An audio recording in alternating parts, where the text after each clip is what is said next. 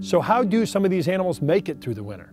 Well, we're in the upper marsh here, and there's a piece of debris that is kind of floated up, and it's just kind of sitting out here in the open. And I thought what we do is flip it over. I think I know what's under here.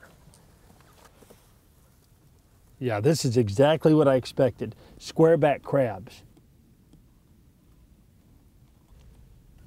So here's one of these little squareback crabs. And squareback crabs get their name because they have a very square back.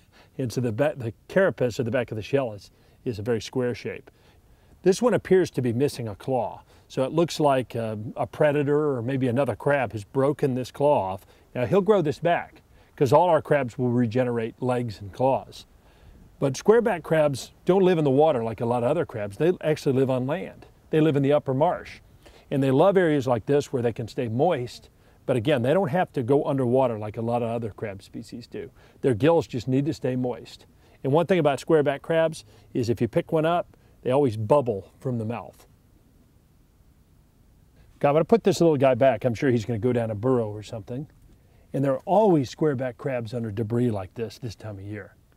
And these guys are here for a reason. The air temperature today is in the low 50s, but I'll bet you this board's quite a bit warmer. So I've got this nifty infrared thermometer. So what I can do is shine this thing on the board. Of course, the board's in the sun, and I get a temperature of 62. So that's a big difference. And so these guys are thermoregulating. And thermoregulation means that the animals are doing what they can to get their body temperature where they want it. So they're regulating their own body temperature. And since these crabs are cold-blooded, they have to rely on an external source, in this case, the sun. Now this board's out in the open, so obviously it's going to heat up much faster than areas that are covered with vegetation. The other thing I noticed is there's all kinds of snails here. These are called coffee bean snails. And they're probably doing the same thing that the crabs are, getting up where they can get a little bit warmer.